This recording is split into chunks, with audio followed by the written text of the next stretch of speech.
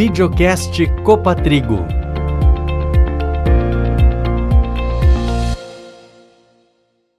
Olá, eu sou o Roberto Marques, da Assessoria de Comunicação da Copa Trigo.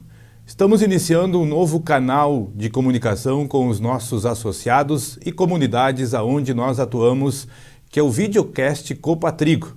Em uma parceria com a TV daqui, estaremos preparando episódios periódicos para destacar as ações e realizações da Copa Trigo na sua atuação nos seus 18 municípios nas regiões Missões e Fronteira. Neste primeiro episódio do Videocast Copa Trigo, estaremos destacando o encontro Culturas de Inverno Trigo e Canola desenvolvido pela Copa Trigo, onde no dia 16 de maio, na Associação dos Funcionários, em torno de 300 associados prestigiaram o que a área técnica da Copa Trigo preparou de informações preparatórias para o plantio destas importantes culturas, trazendo técnicos e especialistas com informações que vão ajudar no planejamento das principais atividades de condução, tanto do trigo como da canola. A Larissa Dornelles esteve conversando com o presidente Paulo Pires, que explicou essa dinâmica de trabalho da Copa Trigo. Certo, então, Paulo Pires, presidente da Copa Trigo, gostaria que o senhor destacasse, então, os objetivos desse evento que reuniu um grande público aqui na Associação da Copa Trigo. A Copa Trigo realiza tradicionalmente, antes do plantio de qualquer cultura, reuniões como essa. Nós convidamos todos os produtores específicos que vão plantar aquela cultura para nós trabalhar a forma de plantio, a viabilidade econômica, as questões técnicas. Então nós fizemos isso para a canola, depois nós fizemos para o trigo, nas culturas de inverno, depois nós fizemos para o milho, fizemos para os irrigantes e fizemos para o produtor de soja. Então é uma diferença que a cooperativa tem de outras empresas que normalmente são parceiros do produtor só na venda. Presidente, e a escolha dessas pautas para serem discutidas na noite de hoje? Você viu que o coordenador técnico da cooperativa, que no caso é o Bento, é ele que faz isso. Não existe uma intervenção, vamos dizer assim, da diretoria para dizer o tema. Os temas mais recorrentes no momento, por exemplo, essa questão do trigo, uma questão que está influenciando muito é a questão do clima. Então está sendo abordado a questão clima e ninguém melhor que o técnico para saber os temas que são importantes no momento para aquela cultura. Certo, então é a Copa Trigo sempre junto com os produtores. Não tem dúvida, essa é uma diferença, A Copa Trigo ela está enganjada, nós não temos como melhorar o preço do trigo, melhorar o preço do milho e nem como baixar o preço dos insumos. Então qual é o jeito de nós fazer com que o produtor tenha resultado? Nós ter mais produtividade. Por isso a cooperativa sempre é parceira em qualquer atividade que ela trabalhe junto com o seu associado. O coordenador técnico da Copa Trigo, Bento Bittenbender, conversou com a Larissa Dornelles, destacando o que foi preparado para a realização do Encontro de Culturas de Inverno. Vamos conversar agora então com o gerente técnico da Copa Trigo, Bento Bittenbender. Bem, senhor Bento, eu gostaria então que o senhor destacasse sobre essa reunião de hoje, sobre esses eventos que são geralmente realizados pela Copa Trigo e a importância deles para essa relação com os produtores. Então Larissa, a Copa Trigo então tem um formato, nos últimos 3 anos, ela construiu um novo formato de trabalhar as principais atividades que os associados trabalham na sua propriedade. Então esse formato é trabalhar em conjunto com os associados nesses encontros técnicos, antecedendo as principais atividades que eles vão trabalhar na sua propriedade. Então hoje à noite a gente teve um encontro nas duas principais culturas de inverno, que é a canola e trigo, em conjunto, em função de vários aspectos. Por que a gente fez ela junto? Por essas dificuldades que a gente teve durante no estado do Rio Grande do Sul. Então a gente preconizou em juntar essas duas atividades em uma só e trazer as principais informações pertinentes para que o produtor possa ser mais assertivo. Dentro desse cronograma, a cooperativa também trabalha durante o ano com as outras atividades que são importantes, que é a cultura do milho, e a cultura do soja, que também são momentos específicos que a gente traz informações pertinentes e antecedendo antes que o produtor instale a sua cultura principal. Então ele tem informações suficientes para ele tomar essas decisões nessas atividades, elencando uma atividade que ela faz parte dessas atividades principais, que é a atividade de irrigação. A gente tem um momento específico, pois a Copa Trigo está inserida numa área muito expressiva de irrigação, então a gente traz um momento técnico com um momento específico, tratando somente de irrigação para os nossos associados que têm essa tecnologia na propriedade. A gente utiliza também nesses momentos, esses 5 encontros, então, durante o ano, que esse ano, em função dessas dificuldades, a gente vai ter 4 encontros, porque a gente juntou canola e trigo. A gente tenta, através dos nossos consultores, levar pontualmente para os nossos associados, através desses encontros, as informações talvez que o produtor tenha dúvidas ou ele precise. Então nós temos esse conjunto de consultores também que trabalham a nível de campo para os nossos associados. Bem, Sr. Bento, eu sei que muitas informações foram divulgadas, foram repassadas aos produtores, mas gostaria então que o senhor, só para sintetizar, aquela mensagem que o produtor tem que levar para casa. Não, o produtor, o que ele precisa levar para casa é que a essência das atividades que ele desenvolve na sua propriedade, elas precisam trazer renda. Ele precisa ter renda na sua propriedade. E em cima disso a gente trabalha esses encontros com assuntos específicos e que ele possa mitigar ou trazer a racionalização dessas atividades para que a renda que ele possa ter traga aquela satisfação de desenvolvê-las dentro da sua propriedade. O produtor rural Mauro Costa Beber, de Condor, Rio Grande do Sul, foi uma das atrações do Encontro Culturas de Inverno, trazendo a sua experiência de acompanhamento das informações meteorológicas com a elaboração de parâmetros comparativos das condições climáticas que vamos enfrentar nas próximas estações. A Larissa Dornelles conversou com o palestrante. Bem, um dos palestrantes da noite foi o produtor do município de Condor, o seu Mauro Costa Beber, que além de produtor também é um estudioso, das questões climáticas e, como o senhor comentou, um estudioso das probabilidades. Bem, seu Mauro, o que essas probabilidades guardam para nós em 2024? Nesse ano, agora nós vamos sair desse período chuvoso, vamos entrar num período com menos chuva e com temperaturas bem mais baixas. Então, aquele calor que nós tivemos no ano passado, esse ano vai ser um inverno e uma primavera bem mais fria. Então, e mais seca, muito boa para as culturas de inverno e para milho irrigado também. Milho de sequeiro eu não diria que é bom, porque eu tenho medo que chova pouco menos em novembro, início de dezembro, bem na época de floração do milho. Seu Mauro, como é que o senhor faz esse estudo, esse acompanhamento? O senhor apresentou diversas tabelas referente a clima, temperatura dos oceanos. Como isso pode influenciar na questão da produtividade?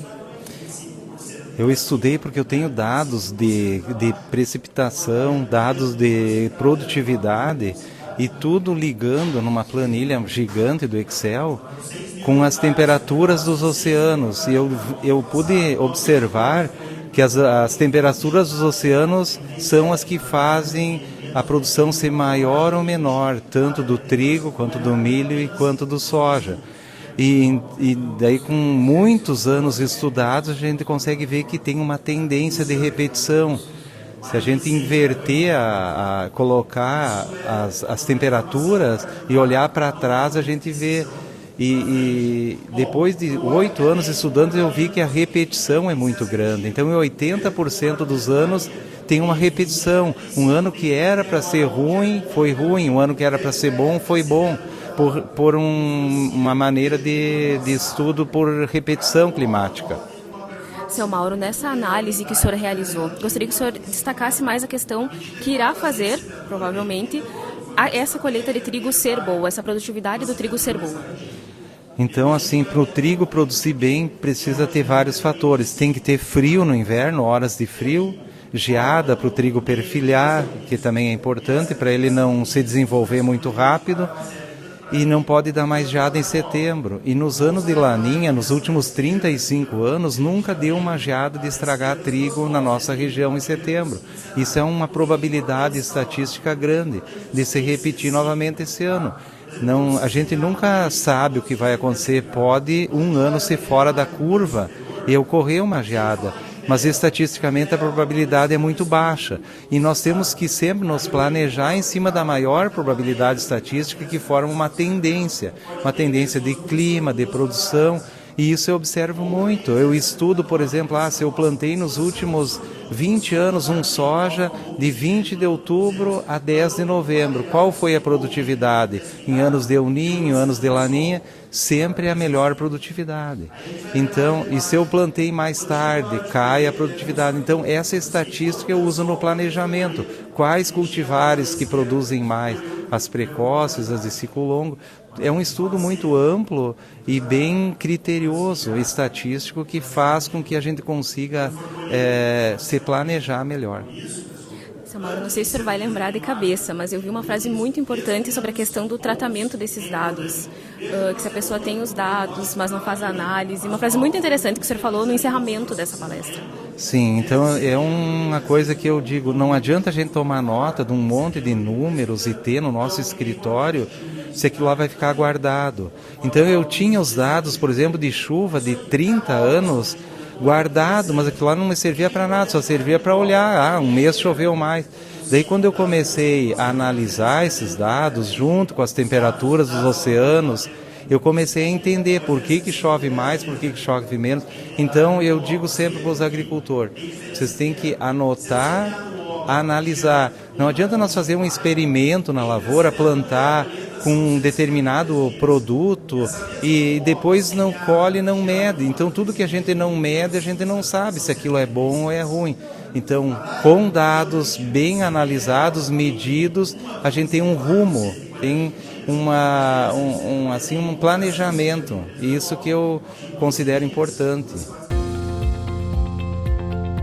A Rede Técnica Cooperativa, que dá o suporte para todas as cooperativas agropecuárias do Rio Grande do Sul com pesquisa e informações técnicas, esteve participando do Encontro de Culturas de Inverno da Copatrigo. O coordenador da RTC, Jomar Coraça, conversou com a Larissa Dornelles sobre o encontro da Copatrigo. Bem, vamos conversar agora então com o Jomar Coraça, gerente de pesquisa da CCGL. Bem, Jomar, divulgadas diversas informações aqui para os produtores. Eu gostaria que você fizesse uma síntese, destacasse os principais pontos sobre as questões técnicas para o trigo. Perfeito. Acho que o principal ponto que ficou hoje nesse momento aqui, bastante gratificante com os produtores da Copatrigo, foi que planejamento é fundamental. E mais uma vez nós entramos numa safra de inverno, onde o planejamento vai com certeza conduzir para ser a chave do sucesso.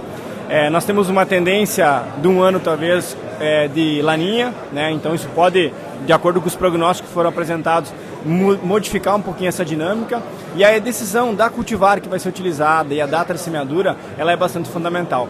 Ela vai tanto reger o processo de minimização de risco por perdas por geada, quanto também a questão do manejo fitossanitário, uma vez que a genética ela pode nos entregar questões de tolerância de algumas doenças, que são muitas vezes uma ferramenta importante para o produtor. Nós navegamos também na questão da adubação nitrogenada, que é um ponto importante para a cultura do trigo, né? Mostrando para o produtor que, em média, nós estamos fazendo as aplicações um pouco mais tarde do que a gente deveria. Então, a gente precisa começar a aplicar nitrogênio mais cedo. As culturas, a cultura do trigo ela se modificou nos últimos anos, né? Então, o potencial produtivo cada vez se define mais cedo e, naturalmente, a cultura demanda nitrogênio mais cedo. Então, as aplicações antecipadas são importantes e as doses também são relevantes. A gente precisa, talvez, usar doses um pouquinho mais elevadas para a gente experimentar tetos produtivos maiores, já que os dados de pesquisa têm mostrado que a cultura tem respondido para isso. E, naturalmente, o manejo fitossanitário, né, relacionado a pragas e doenças, ele vai ficar muito condicionado à questão do ano. Então, isso não há uma receita nesse momento, é acompanhamento, é monitoramento e decisão baseada naquilo que o campo vai estar mostrando. E, para isso, a cooperativa é o suporte aí para todos os produtores. Como você tinha comentado, não existe receita de bolo, é planejamento. Com certeza, é mais um ano, né? E uma safra é totalmente diferente da outra.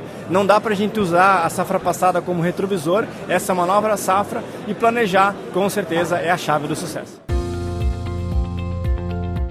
Tiago Horby, pesquisador da Rede Técnica Cooperativa, também conversou com a Larissa Dornelles.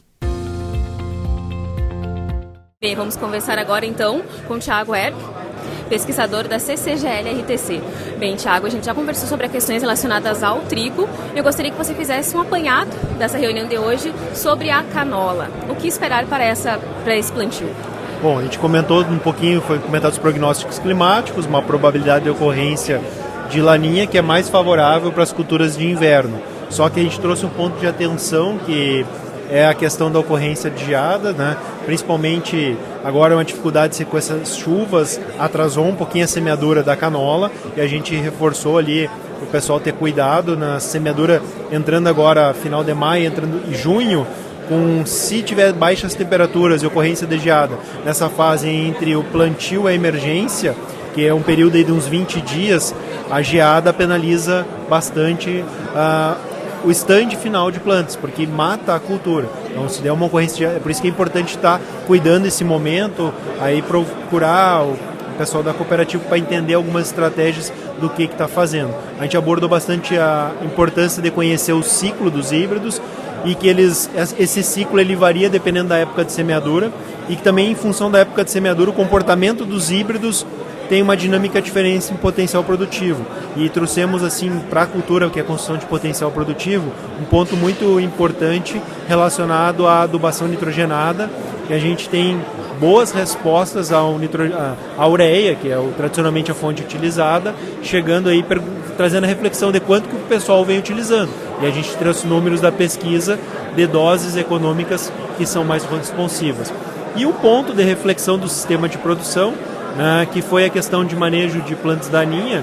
Por exemplo, pro trigo, linkando com canola e trigo dentro do inverno, a canola ela é uma importante cultura no sistema de produção porque baixa banco de semente da azevém, que é uma das principais plantas daninhas do trigo que vai ser semeado, por exemplo, no ano seguinte.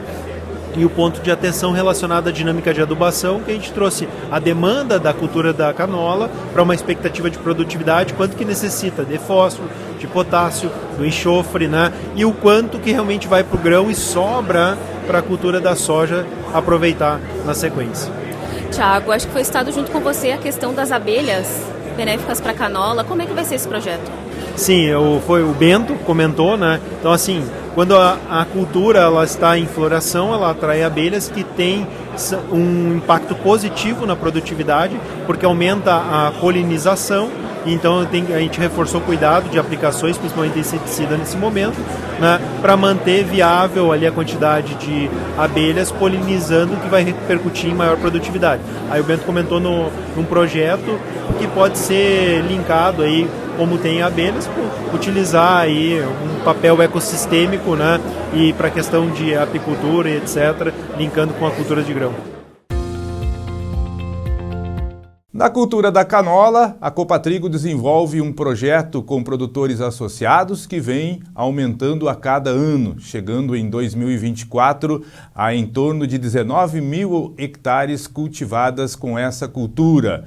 E isso se deve à parceria com a empresa Selena Alimentos, que dá o suporte para a cooperativa, tanto do plantio como também da comercialização desta importante cultura. O representante da Selena Alimentos, Vantuir Escarante, participou do encontro de culturas de inverno da Copatrigo e também conversou com a Larissa Dornelles.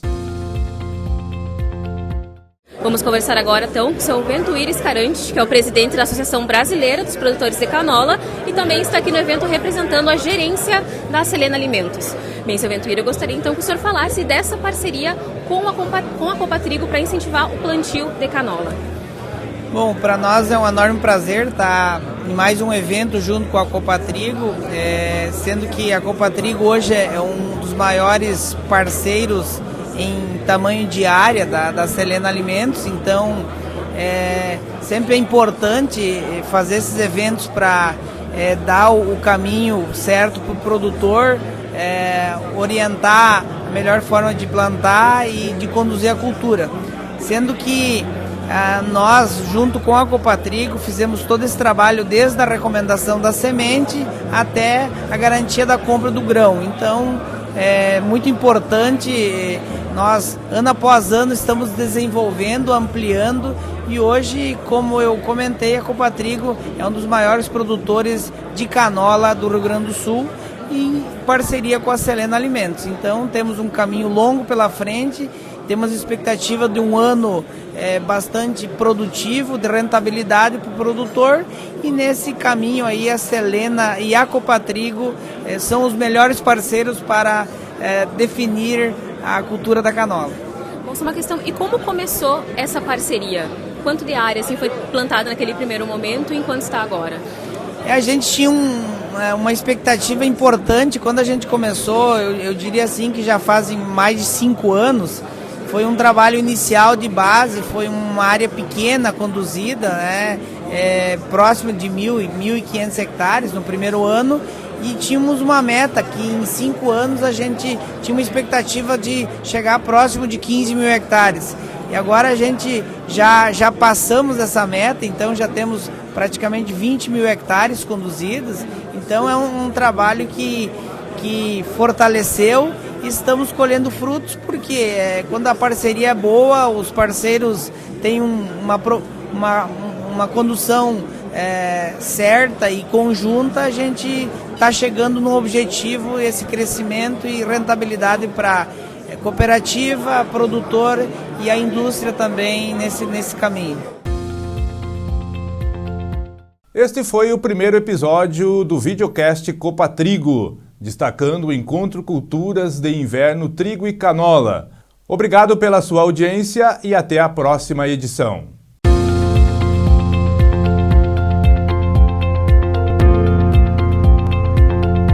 Videocast Copatrigo.